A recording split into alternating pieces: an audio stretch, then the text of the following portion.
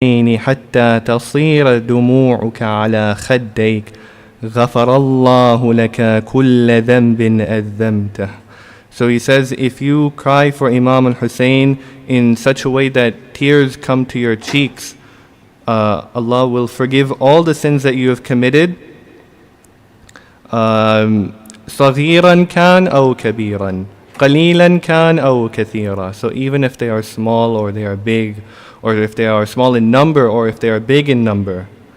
يا ابن الشبيب إن سرك أن تلقى الله عز وجل ولا ذنب عليك فزر الحسين. So he says, if you would like to meet Allah without having any sins, then visit the shrine of Imam al-Hussein alayhi salam. إن سرك أن تسكن الغرف المبنية في الجنة مع النبي صلى الله عليه وآله فلعن قتلة الحسين. So he says, if you would like to be with the Prophet in Jannah, then curse the killers of Imam al-Hussein. يا ابن الشبيب إن سرك أن يكون لك من الثواب مثل ما لمن استشهد مع الحسين فقل متى ذكرت. So he says, now if you would like to be rewarded with the same reward as those who witnessed the killing of Imam al-Hussein and they were with him, then say, يا ليتني كنت معهم فأفوز فوزا عظيما. So this is a slight modification of the verse in the Quran where you are essentially saying how you wish you were with him to reap such a great reward. يا ابن الشبيب إن سرك أن تكون معنا في الدرجات العلا من الجنان فاحزن لحزننا وافرح لفرحنا. So he says, the Imam alayhi salam, he says, if you would like to be in the same high ranks in paradise with us, then be sad when we are sad and be happy when we are happy. وَعَلَيْكَ بِوِلَايَتِنَا. And upon you is our wilaya. Upon you is to be our muwali, our supporter. فَلَوْ أَنَّ رَجُلًا تَوَلَّى حَجَرًا لَحَشَرَهُ اللَّهُ مَعَهُ يَوْمَ الْقِيَامَةِ. And I advise you to be our muwali, since Allah will resurrect whoever even likes a rock with that same rock on the resurrection day. And this is the hadith that Shaykh al-Saduq records. عظم الله أجورنا وأجوركم. صلى على محمد وآل محمد.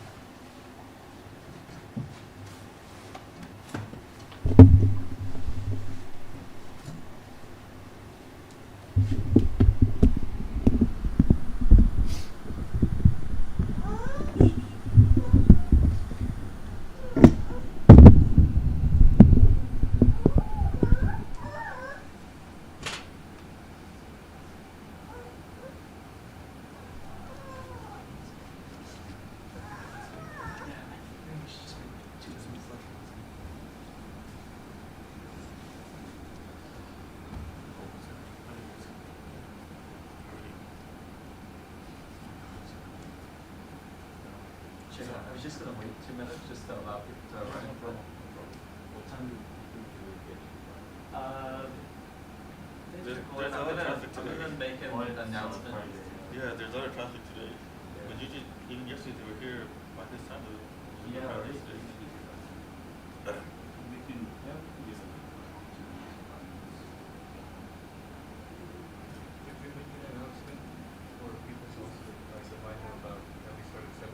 Yeah. I think that's good. Yeah, we should tell them.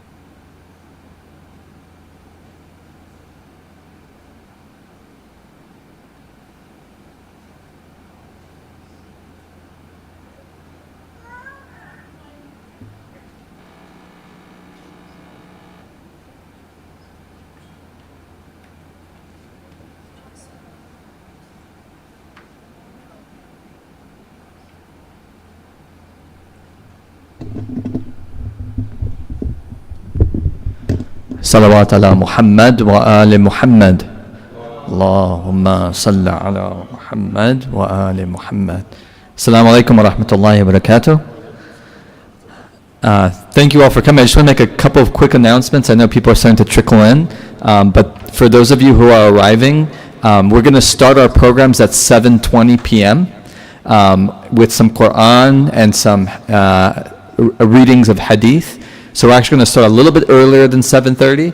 So please, if everyone could arrive at 7:20, that'd be really appreciated, so we can get our program started and have an audience for our Sheikh right at 7:30. So today we're starting a little late, but inshallah from tomorrow we'll be starting right at 7:30. But please arrive at 7:20 so we can start with the Quran and the Hadith.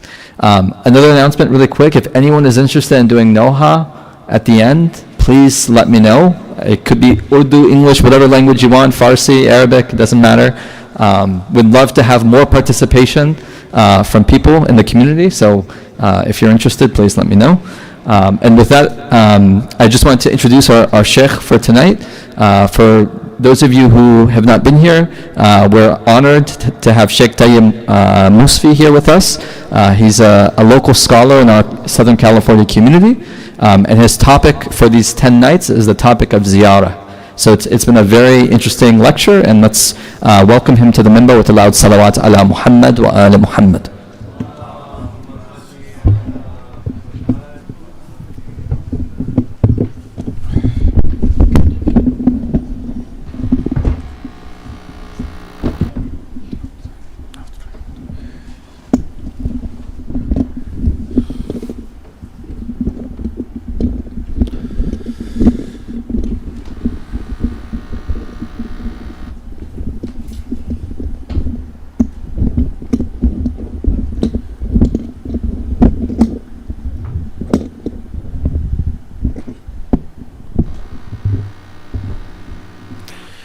Please, brothers and sisters, recite Surah Fatiha for your marhumin and for the marhumin of those mu'mineen, mu'minat that do not have anyone to recite Fatiha.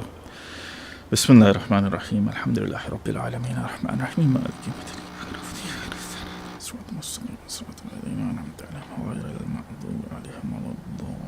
Bismillah ar-Rahman ar-Rahim.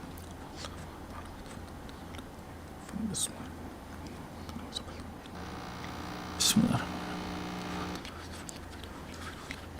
اللهم اغفرهم وارحمهم واسكنهم بجوار محمد وآل محمد اللهم صل على محمد وآل محمد أعوذ بالله من الشيطان الرجيم بسم الله الرحمن الرحيم الحمد لله الذي لا يبلغ مدحته القائلون ولا يوصينا معه العادون ولا يؤدي حقه المجتهدون الذي لا يدركه بهد الهمم ولا يناله غوث الفتن الذي ليس لصفته حد محدود ولا نعت موجود ولا وقت محدود ولا أجل ممدود فترى الخلائق بقدرته ونشر الرياح برحمته ووتد بالسخر ميادان عرض ثم الصلاة والسلام على أشرف الأنبياء والمرسلين وحبيبنا وحبيب رب العالمين بالقاسم محمد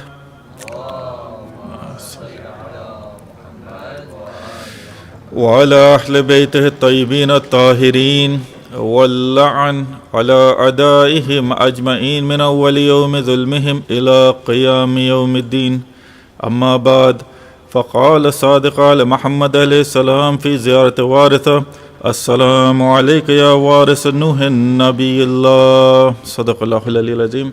Dear brothers and sisters, Assalamu alaikum wa rahmatullahi wa barakatuh. As you're all aware, these nights, my topic for these nights is ziyarat, and specifically ziyarat waritha. And we looked at yesterday about Hazrat Adam alayhi salam and what Abu Abdullah al-Husayn alayhi salam inherited from Hazrat Adam. And in the first night I said that what Imam Hussein alayhi salam inherited wasn't just something that was physical in nature, but the awsaf of these prophets, the characteristics of these prophets, that is what we're focusing on. Because to be honest, that is what's most important for us, not just for us. The Imams, if you want to look at the famous narration, if you want to look at the husn, if you want to look at the beauty of who Hazrat Yusuf alayhi salam you look at Amir al-Mu'mineen. If you want to look at the patience of the prophets, you look at Amir al-Mu'mineen. If you want to look at the zuhud of the prophet, you look at Amir al-Mu'mineen. All of these characteristics that the prophets had, each and every one of these imams, they inherited these characteristics. Some of these characteristics one prophet had to a higher degree than another. But all of these characteristics, the Aimma alayhim salam, the 14 infallibles, they had it in the perfect sense. All of them were in the perfect sense. So today we're looking at Hazrat Nuh alayhi salam, and what is it that Abu Abdullah al-Husayn alayhi salam inherited from Hazrat Nuh. And yesterday I spoke a little about some of the physical things that the Aimma alayhi salam inherited. For example, the ring of Hazrat Sulaiman alayhi salam was inherited by the Imams. I talked about the standard that Shis ibn Adam alayhi salam had gotten, and that was passed on in the line of Hazrat Adam until it came to Abu Abdullah al-Husayn alayhi salam in the hands of Abul Fazl Abbas alayhi salam. So today I want to look at Hazrat Nuh alayhi salam, see what we can understand, see what we can apply from the life of Hazrat Nuh to ourselves. Because when it comes to Hazrat Nuh alayhi salam, many people, they have this question in their mind. They might not ask this question, but they have this question in their mind that when it comes to the deluge of Hazrat Nuh, when it comes to the flood of Hazrat Nuh, how is the justice of Allah subhanahu wa ta'ala, how can you prove the justice of Allah subhanahu wa ta'ala when it comes to the flood of Hazrat Nuh? What do I mean? In any society, you have different ages of individuals. In any society, you have youngsters, you have children, you have youngsters, you have teenagers, you have adults, and you have elderly. So they say in the time of Hazrat Nuh, where Hazrat Nuh was living, you would also have these different age groups. How can you say that Allah subhanahu wa ta'ala is just after He sent that flood if there were children that were also killed in that flood? How can you then say that Allah subhanahu wa ta'ala is just?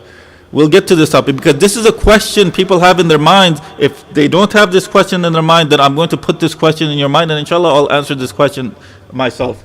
Not myself, but from what Imam Riza alayhi salam has said. Because when someone comes on this minbar, their opinion does not matter. If someone comes on this minbar and gives their own opinion about a topic, you should question it. Unless it's backed up by proof of the sayings of one of the 14 infallibles. If they back up their opinion with one of the sayings of the 14 infallibles, then there's nothing else you and I can say. But if they don't back up their opinion with a saying of one of the imams or one of the masumeens, then you and I have every right to question them about their opinion. And this is exactly what happens in the Hawza. This is exactly what happens in the Hawza. When you're in Dars al-Kharij, this is exactly what all the students do. If the marja, if the Ayatollah is giving his opinion, all the students have a right to ask, where did you get this opinion from? Can I get some water? They ask, where did you get this opinion from? Which imam has said the same thing that you're saying? So like I said, if it's not backed up by one of the sayings of the imams, then you and I have every right to question it. So when it comes to Hazrat Nuh alayhi salam, the Holy Prophet, he says that his name wasn't Hazrat Nuh. And the narrations, they say that he was known by 3 different names. And these 3 different names are given to us by the imams themselves. One of the names that Hazrat Nuh alayhi salam was known by was Abdul Ali. Another name was Abdul Ghaffar. Another name was Abdul Malik. All 3 of these names Hazrat Nuh was known by. And these 3 names, the imams themselves have given these names. You might be thinking, hold on a second, if one of the imams is saying Abdul, for example, the Holy Prophet says that he was known by Abdul Malik. The Holy Prophet says that Hazrat Nuh was known by Abdul Malik. You have narrations from Imam Jafar Sadiq alayhi salam who says that he was known by Abdul Ghaffar. You have narrations from other imams who said that who is known by Abdul Ali. Is there a discrepancy? Why is Imam Jafar Sadiq alayhi salam giving us one name? Why is the Holy Prophet giving us one name? Why is, for example, Imam Muhammad Baqir alayhi salam giving us another name? Or could it be that he was known by all 3 of those names? And this is exactly what the case is. Our ulama say that this is exactly what the case is. Why? Because Hazrat Nuh alayhi salam, he lived to be over 2,500 years old. The narrations state that Hazrat Nuh, he lived to be 2,500 years old. And the people of that time, they'd live a maximum of 300 years. After 300 years, new generation. After 300 years, new generation.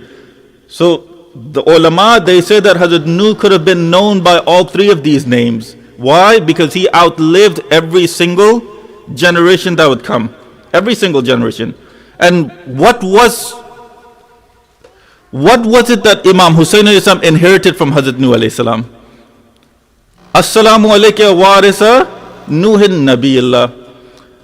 The Imam has used the word Nabi, even though Hazrat Adam is Nabi, Hazrat Ibrahim is Nabi, Hazrat Musa is Nabi, Hazrat Isa is Nabi, and in some narrations of Ziyarat Warisa, Assalamu alayka warisa Ismail Zabihillah. There's some narrations that have Ismail Zabihillah, but the famous narration of Ziyarat Warisa that you find in Mufati, it does not have that. But Ismail alayhi salam, he's Nabi. The Holy Prophet, he is Nabi. But Imam has only used Nabi when it comes to Hazrat Nuh. That means that Imam Hussein alayhi salam inherited something specific to Nabuwat from Hazrat Nuh alayhi salam. From Hazrat Nuh alayhi salam. And what was that? To begin, Nabi. What does Nabi mean? We all know that Nabi, it just means, when we translate it to English, it means messenger. Messenger. That's it. But Nabi, in its linguistic sense, it means someone who calls someone to the path of Allah subhanahu wa ta'ala. 1. 2, it means someone who holds a high status. Both of these meanings occur for the word Nabi in the linguistic sense. Did Abu Abdullah al-Husayn alayhi salam not call people towards Allah subhanahu wa ta'ala? Not only does a Nabi call people towards Allah subhanahu wa ta'ala, but he has been sent by Allah subhanahu wa ta'ala. 1.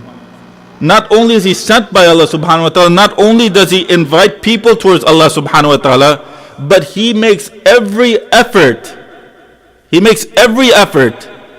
to make sure that the people have been told about what will happen to them if they do not believe in Allah subhanahu wa ta'ala.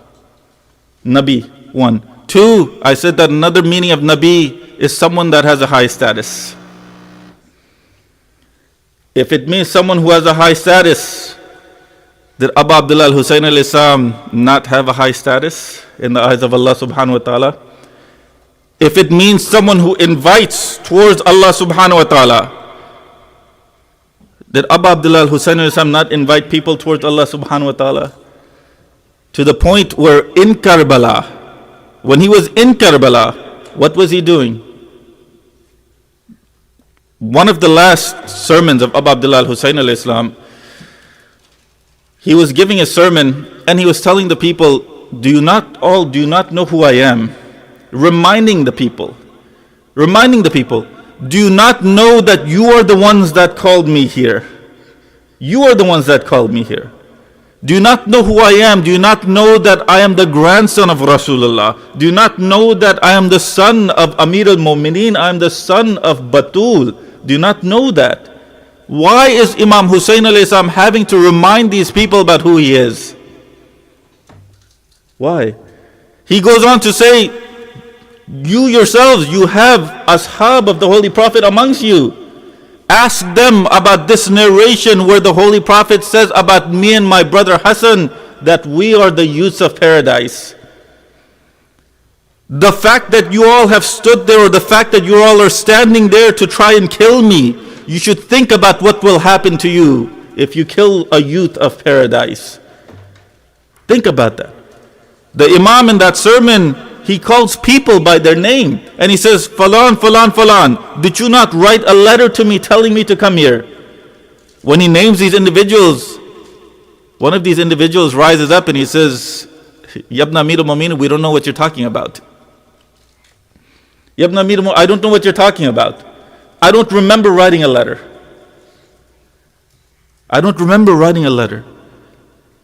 17,000 people wrote letters to Imam Hussein alayhi salam. When he names them, some of them get up and say, I don't remember. Why? This is hypocrisy. This is what happens when you have hypocrisy that overrules you. overrules you. Hazrat Nuh alayhi salam, 2,500 years. 800 years before he was given the mission of prophethood. Over 900 years after the mission of prophethood. 500 years after the flood.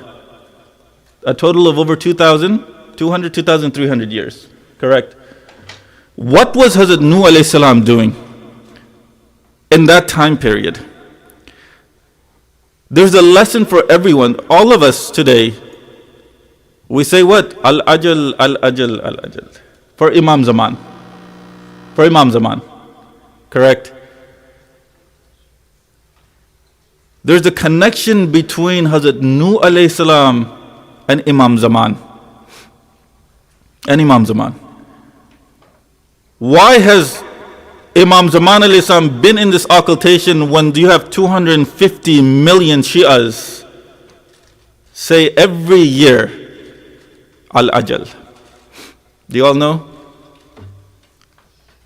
If these 250 million Shias were true in their calling for Imam Zaman alayhi salam, Imam Zaman would not be in occultation. Why? Amir al-Mu'mineen, the Holy Prophet, he told Amir al-Mu'mineen, Ya Ali, if you have 40 people that side with you, then rise up for your right for Khilafat. If you have 40 people that side with you, then you rise up for Khilafat. And what happened? 12 people came to Amir al-Mu'mineen, they said, Ya Ali, this is your right, rise up. Amir al-Mu'mineen, he looks at them, he goes, are you on my side? Will you side with me? And they go, we're willing to give our life for you. We're willing to give our life for you. Amir al-Mu'mineen, he looks at them, he laughs, he says, okay, you're willing to give your life? I want you to go back, I want you to shave your heads, and I want you to come back to me tomorrow. Shave your heads, and I want you to come back to me tomorrow. The next day, 6 of them shaved their heads, 6 of them did not. Amir al-Mu'mineen looks at them, he says, someone who's not even able to shave their head for me, how will he give his life for me tomorrow? How will he give his life for me? These were the type of people that were with Amir al-Mu'mineen. The 250 million Shias that we have today. You have some that are of that category also. There's a similarity between the Shias that we have today and the Shias of Hazrat Nuh alayhi salam. What's that similarity? Hazrat Nuh alayhi salam and his Shias, when they were being ridiculed, when they were being taunted, when they were being abused by the kuffar, Hazrat Nuh alayhi salam, he had enough. When he had enough, he wanted to do, he wanted to curse them. And when he was about to curse them, a couple of angels, they came from the heavens and they said to him, Ya Nuh, we ask that you do not curse these people. And he goes, why not? Because if you do, this will be the first time in human history, this will be the first time in human history where not just 1 or 2 individuals, but a whole group of Allah subhanahu wa ta'ala's creation will be destroyed. This will be the first time. So Hazrat Nuh alayhi salam, he says, okay, I'll postpone this. I'll postpone this curse. 300 years pass. The kuffar, they're still abusing, they're still taunting the Shias and Hazrat Nuh. Hazrat Nuh alayhi salam, he wants to curse them again. The angels, they come down. They said, Nuh, do not do this yet. He says, okay, I'll postpone it. 300 years more pass. The same thing happens. When this happens the 3rd time, Allah subhanahu wa ta'ala, he sends Jibreel. Jibreel, he comes to Hazrat Nuh and he says, Ya Nuh, Allah subhanahu wa ta'ala wants you to postpone this cursing, and he's saying that these creatures I have created myself. You are a prophet sent to them. Try to guide them.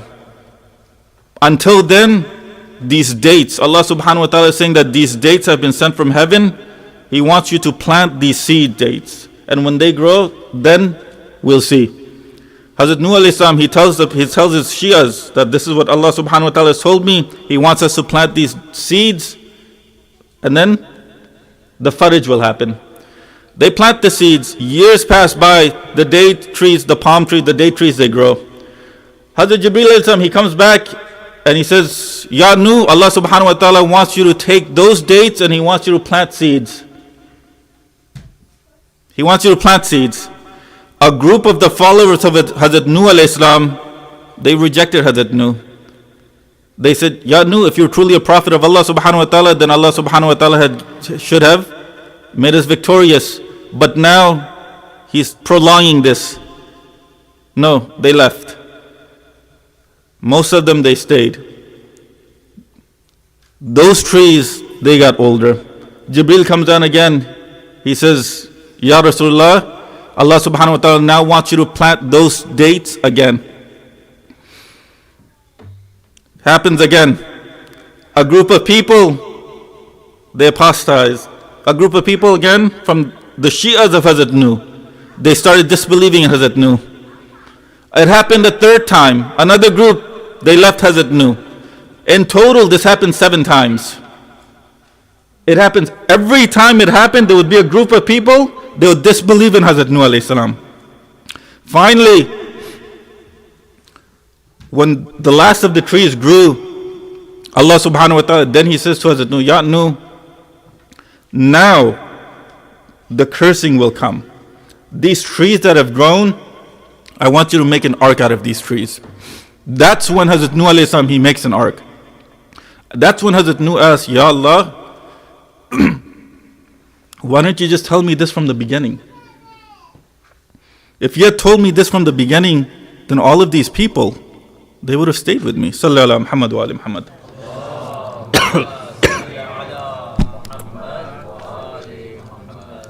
Ya Allah, why did you tell me this from the beginning? Allah subhanahu wa ta'ala says, Ya Nuh, this is the test. If I was to give you faraj, if I was to make you victorious in the beginning, then all of these hypocrites that are with you, they would have also inherited the land after this faraj. All of these hypocrites. I wanted you to know, I wanted to separate your true Shias from the hypocrites. Why? Because amongst all of you, there are hypocrites. It's the same thing today. 250 million Shias. Do you all think they're ready to give their life for Imam Zaman alayhi salam? Just one story. Before, this is 100 years ago. I know for the youngsters 100 years looks like, it seems like the time of Hazrat Adam alayhi salam, but for us elders it's maybe not that long. But the time of Ayatollah Mohsin Hakim, when he was younger, in Iraq, he went to a place and it says Maqam Imam Zaman. Maqam Imam Zaman. And Maqam Imam Zaman is basically, if you've gone to Iraq, you've gone to Ziyarat, you've seen all these places that say Maqam. For example, Maqam Hazrat Nuh, Maqam Hazrat Ibrahim, Maqam Imam Zaman. Maqam Imam Zaman is basically a place where Imam Zaman alayhi salam came. So he says that there was a place that said Maqam Imam Zaman, and I went and I asked the people, what is going on here? Everywhere you go, you see Maqam Imam Zaman. What is this Maqam Imam Zaman here for? And the man, he tells them that the reason this is Maqam Imam Zaman is because Imam Zaman did appear here one time. And he goes, what's the story here? And he says the story is that there was a scholar in the city. He would constantly want Imam Zaman to appear. He would constantly say, Labbaik ya Imam. He would constantly want Imam Zaman to appear. It got to a point where he was being disrespectful to the Imam.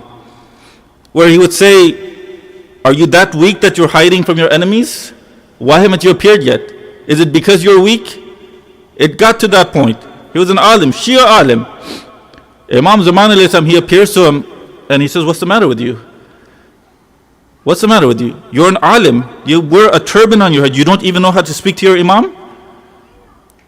And he goes, Mullah, it's enough now. There's so many people here that will side with you. There's so many people here that are willing to help you.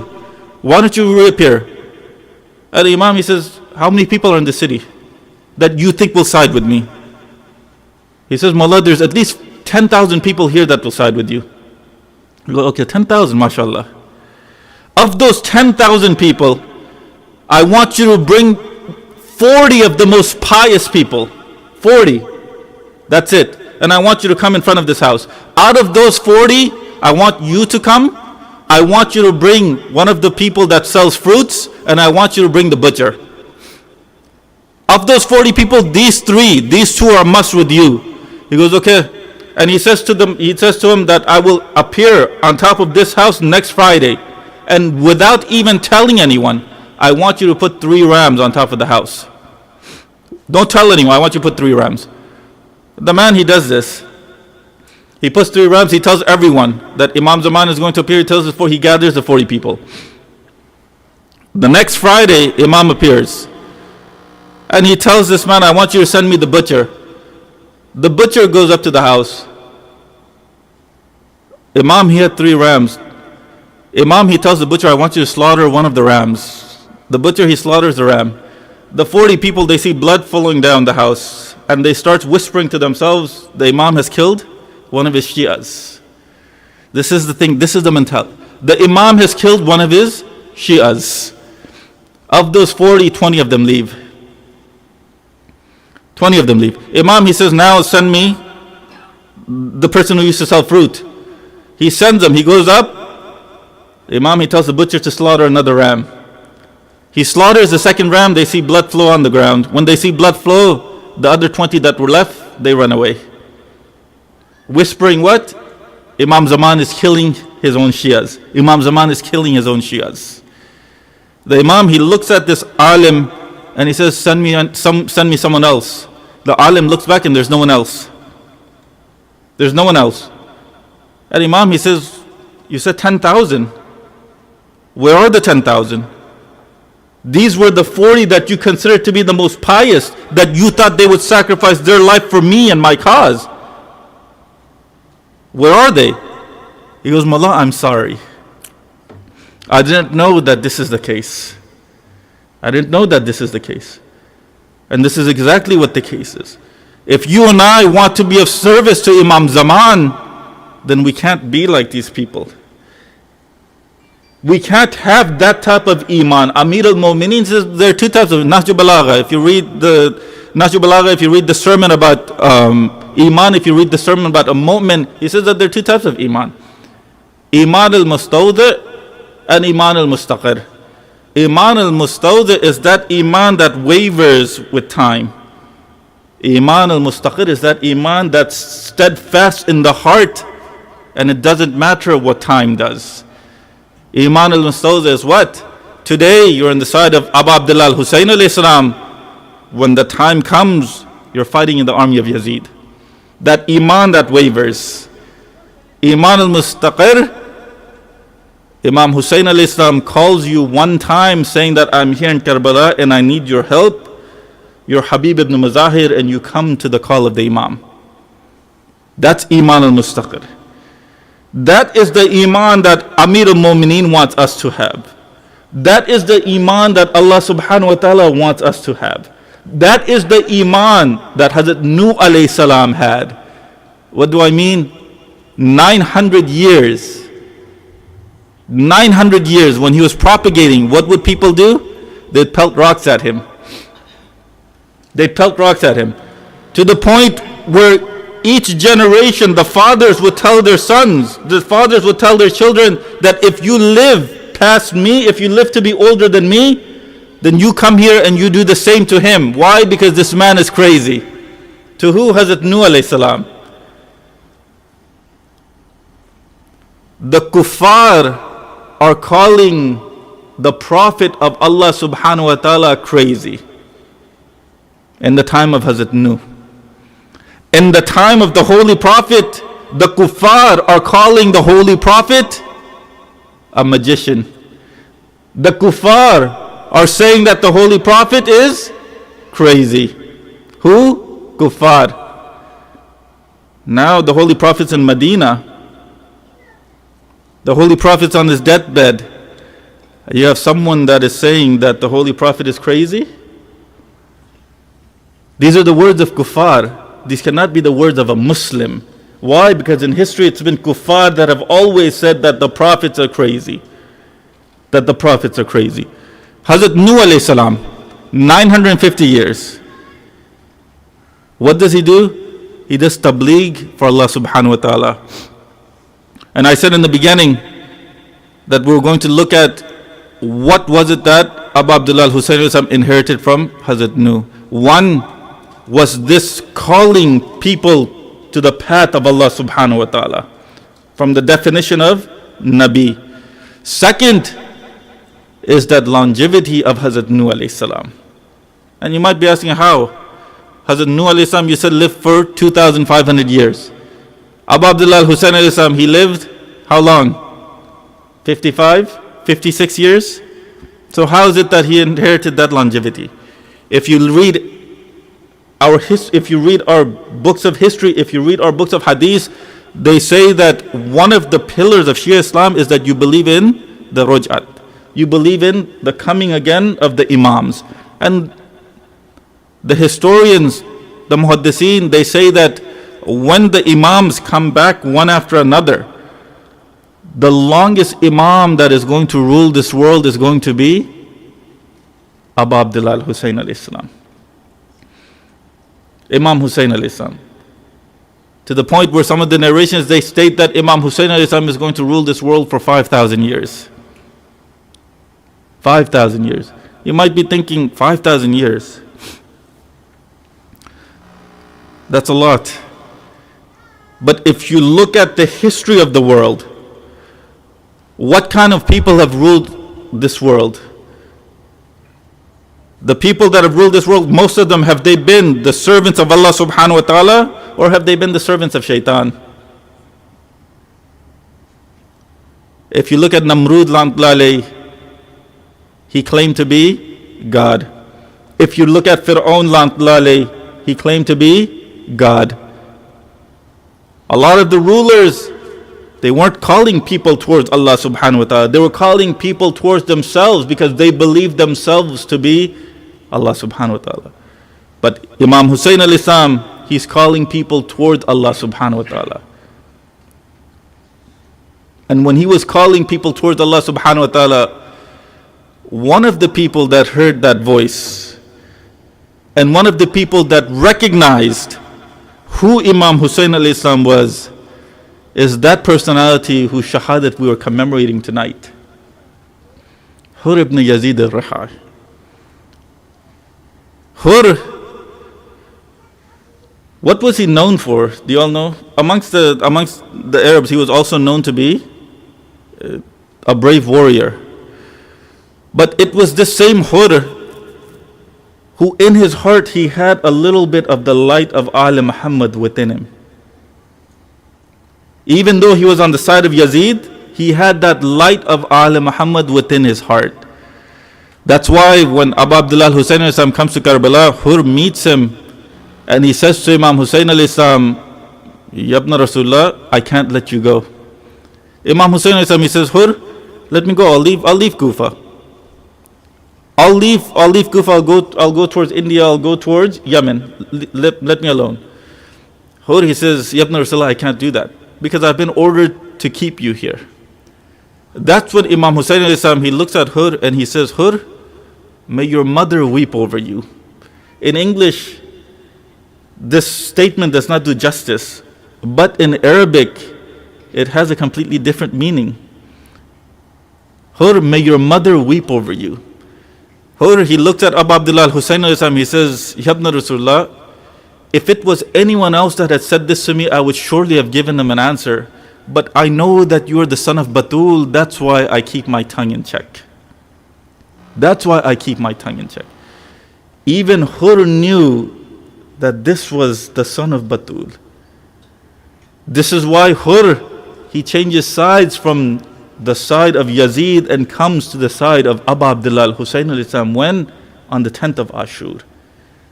Sallallahu alayka ya Rasulallah. Sallallahu alayka ya Amir al-Mu'mineen. Sallallahu alayki ya Siddiqatu Fatima. Sallallahu alayka ya Hasan al-Mujtaba. Sallallahu alayka ya Gharib al-Ghuraba. Ya Aba Abdullah al-Husayn. Ya Husayn. Brothers and sisters, tonight we commemorate the shahadat of Hazrat Hur.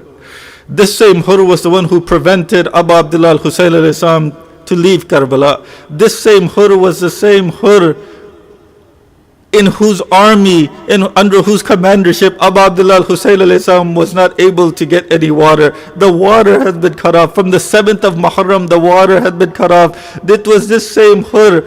It's the night of Ashur. He comes out of his tent and he sees and he hears the camp of Abu Abdullah al-Husayn alayhi salam. They're all crying. The youngsters, they're calling out, Al-Atash, Al-Atash. They're calling out, we're thirsty, we're thirsty. Hur hears their cries and he goes back and he asks Ibn Ziyad, oh Ibn Ziyad, are we really going to fight these people tomorrow? Are we really going to go to war with them tomorrow? Ibn Ziyad, he says, Hur, yes, we're really going to go fight them tomorrow. Brothers, sisters, it's the day of Ashur. When the day of Ashur comes, Hur, he comes out of his tent and he sees, and the servant of Hur, he sees that Hur is shaking. When he sees that Hur is shaking, the servant, he asks him, oh Hur, if you had asked me who the most courageous person in this army is, I would surely said you are the most courageous. Why are you shaking? Are you afraid of these 72? Hur, he looks at his servant and he says, no, I'm not afraid of these 72. What I'm afraid of is Batul. What I'm afraid of is Fatima to Zahra. I see heaven on that side and I see hell on this side. And the servant, he asks him, oh Hur, oh my master, what are you going to do? Hur, what does he do? He leaves the side of Yazid and he goes towards the camp of Abu Abdullah al-Husayn alayhi salam. Some of the narrations, they say when he was going towards the camp of Abu Abdullah al-Husayn alayhi salam, his servant and his son, they both go with him. When they both go with him, Hur, he tells his son, oh my son, I want you to tie my hands behind my back. When the son asks, oh my father, your name is Hur, you're free. This is what people do to captives. You're not a captive. Hur, he says, oh my son, I'm a sinner. I prevented water to the family of Rasulullah. I prevented the family of Rasulullah to go wherever they wanted. I'm a sinner. Please tie my hands behind my back. When he ties the hands behind Hur's back, he gets to the camp of Abu Abdullah al-Husayn alayhi salam. Imam Hussain alayhi salam, what does he do? He sends his brother Abbas and he tells him, Abbas, we're going to have some guests. Go greet those guests and go bring them here. When Abbas goes towards Hur sees Abbas and he tells his son, oh my son, go tell Abbas that we're not here to fight. We're here to apologize to the Rasulullah. We're here to apologize to Zainab al-Kubra. When Abbas hears this, he says, oh Hur, I'm not here to fight you. Abu Abdullah al-Husayn alayhi salam has asked me to bring you to him. When Hur, he comes to him, what does he do? He dismounts from his horse and the narration state that he crawls towards Abu Abdullah al-Husayn alayhi salam and he says to him, Yabna Rasulullah, is there any forgiveness for me? Yabna Rasulullah, is it possible that you forgive me for the sins that I've committed? Abu Abdullah al-Husayn alayhi salam, he says, Hur, I've forgiven you. You're free in this world and you'll be free in the next world. Hur, he starts to cry and he says, Yabna Rasulullah, if you've truly forgiven me, then let me be the first to go out into the battlefield. But before I go out to the battlefield, can I go to your sister and ask for an apology? Can I go to your sister and apologize to her? Imam Hussain alayhi salam, he says, go to my sister Zainab if you want to apologize. When he goes to Lady Zainab and he says, oh Bint Rasul, please, I want to apologize for what I've done. Please do not complain to your mother Zahra on the day of judgment. Lady Zainab, she says, oh Hur, we will not complain to Lady Zahra. We will definitely tell her that you are one of the people that helped us. When he gets this permission from Lady Zainab, he goes to Abu Abdullah al-Husayn alayhi salam. He says, Mawla, before I go out to battle, I want to see my own son go out to the battle and sacrifice himself for your cause. Imam Hussain alayhi salam, he gives him permission. As soon as the son of Hur goes out to battle, he shows him the might of Hur. And when he was martyred, Hur alayhi salam, when he calls out to his father, Hur alayhi salam rushes towards his son. But when he gets towards his son, what does he see? He sees that Abu Abdullah al-Husayn alayhi salam is already there and he's carrying the body of the Jawal Hur. And Hur, he says, oh my master, why are you carrying this body of this son of this slave? Ya Abu Abdullah, you're here to carry the body of the son of Hur, but who will be there to carry the body of Ali al-Akbar? When Hur, he sees this, Hur, he says, master, leave him, I will be the one to carry him. Imam Hussain alayhi salam, he says, no Hur, a father should not carry his young son back to the graveside. A father should not be the one to bury his young son. Hur, he gets permission from Abu Abdullah alayhi salam. He goes and he fights and he shows them who Hur was. Brothers and sisters, after Hazrat Hur was martyred, when the Safid dynasty, they were making mausoleums over the grave sites or over the graves of all the Shuhada Karbala. Shah Abbas Safid, he wanted to make the grave site of Hur. And the people, they said, why are you going to make his grave? He's the one who prevented Abu Abdullah Hussein from going. He's the one who stopped him here. He's the one who's prevented water from going there. And Shah Abbas, he says, no, if my master Abu Abdullah Hussein has forgiven him, then there's no reason for me to hate him. And if he's truly been forgiven, then the Quran itself says that a shaheed never dies. His body will be completely salim. His body will be complete. When they open up the grave, when Shah Abbas opens up the grave of Hur, the first thing he sees that his body is completely clean. And then he smells the fragrance coming from that body. He goes closer, he goes into the grave, he goes closer to the body, and he's trying to figure out where the smell is coming from, where this fragrance is coming from. And he sees that this fragrance is coming from a handkerchief that Hur was wearing over, a bandana that Hur was wearing over his head. He looks at that bandana, he smells that bandana, and he takes that bandana off. When he takes that bandana out, he replaces it with one of his own bandanas. But when he replaced it, there was blood that was coming out from the body of Hur. And he thinks to himself, you know what, the blood will stop. And he comes out. When he tries to come out, Hur, he calls out to him, oh Shah Abbas, I don't need you to make me a gravesite. All I want you to do is return that bandana to me. Why? Because that bandana was given to me by Abu Abdullah Hussein alayhi salam. That bandana was given to him by Batul. That bandana was given to him by Lady Zahra. Inna lillah wa inna ilayhi raji'un. Wal-la'natullahi ala qawmil zalimeen. Matam Hussein.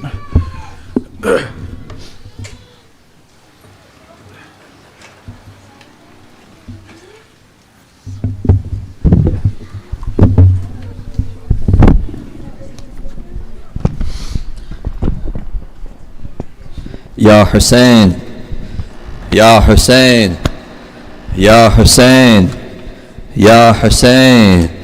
Shabi Payambar Ali Ali, Shabi Payambar Ali Ali, Ali Ali Akbar Ali Ali, Ali Ali Akbar Ali Ali, Ali Ali Akbar Ali Ali.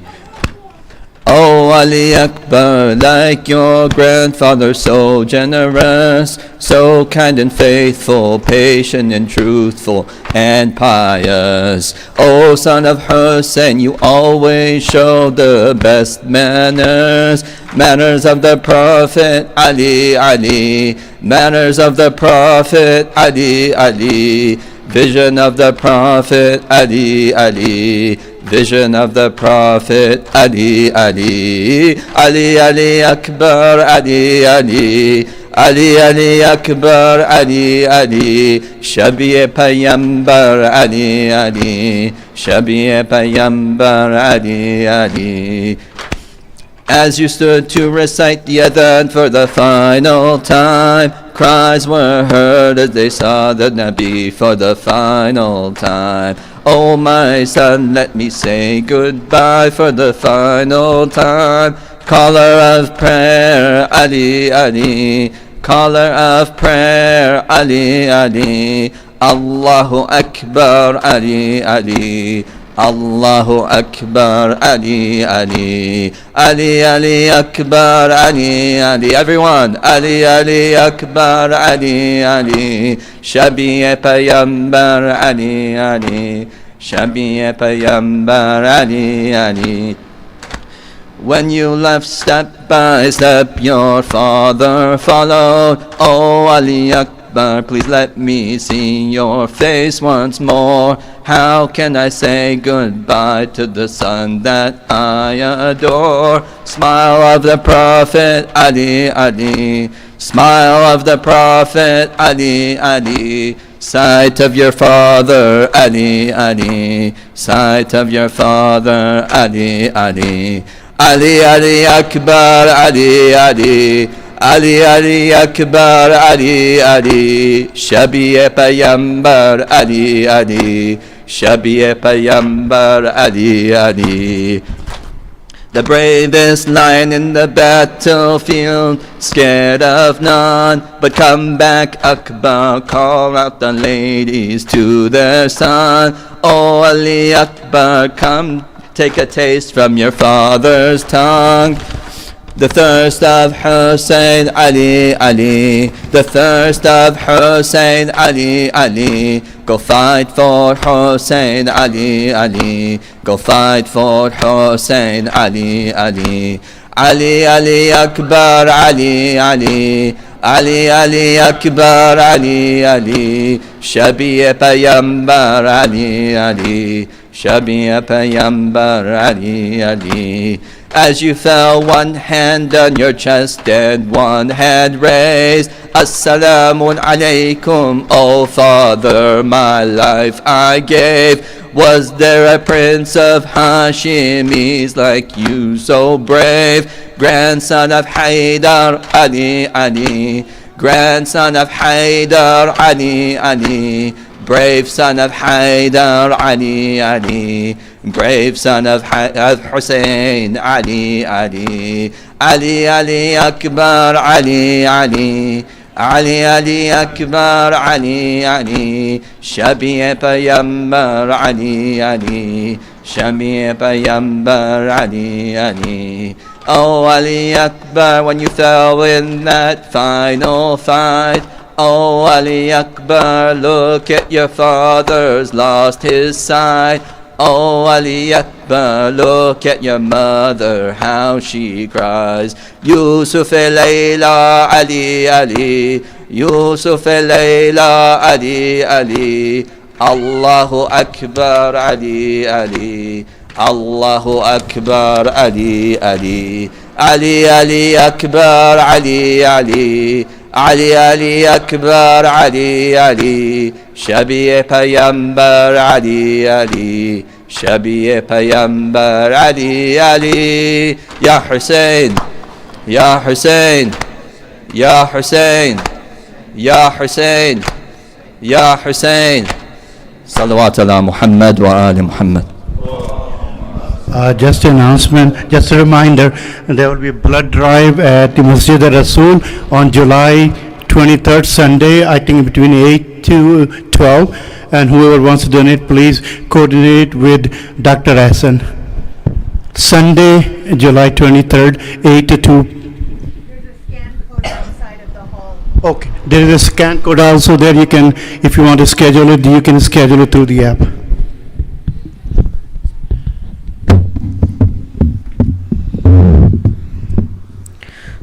Bismillahirrahmanirrahim.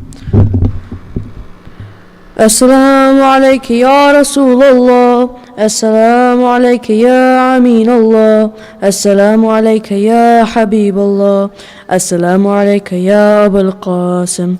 Assalamu alayka ya Khatim al-Nabiyyin. Assalamu alayka ya Abul Hasan Amir al-Mu'minin. Assalamu alayka ya bint Muhammad Fatima al-Zahra. Assalamu alayka ya Hasan ibn Ali al-Mujtaba. Assalamu alayka ya Aba Abdullah. Assalamu alayka ya Ibn Rasulullah. Assalamu alayka ibn Amir al-Mu'minin wa Syed al-Wasin. Assalamu alayka ibn Fatima al-Zahra Sayyidat al-Nisa al-Alamin.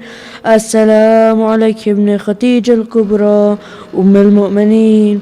Assalamu alayka ya Hussein al-Shahid wa Ibn al-Shahid. Assalamu alayka Ali ibn al-Hussein ya Zain al-Abidin.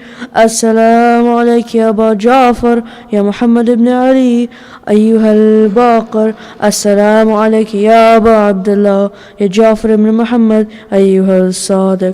السلام عليك يا أبو الحسن يا موسى بن جعفر أيها الكاظم. السلام عليك يا غريب الغرباء. السلام عليك يا معين الضعفاء والفقراء. السلام عليك يا شمس الشموس وأنيس النفوس. السلام عليك أيها المدفون بأرض طوس. السلام عليك يا علي بن موسى الرضا. السلام عليك يا أبا محمد يا حسن بن علي أيها الزكي العسكري يا ابن رسول الله.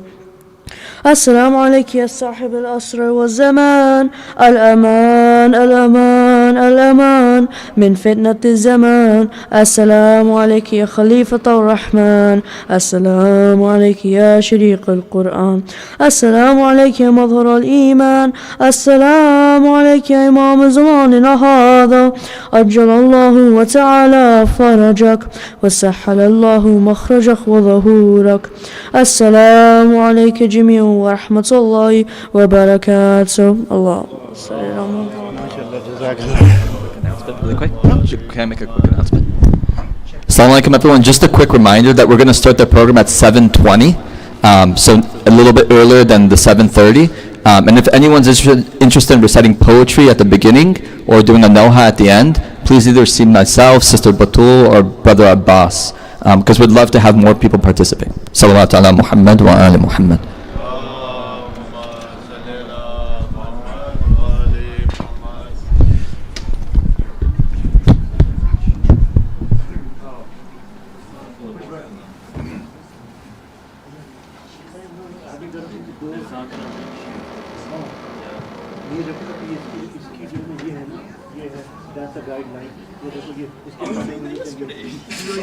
What? I said they used to be like, oh,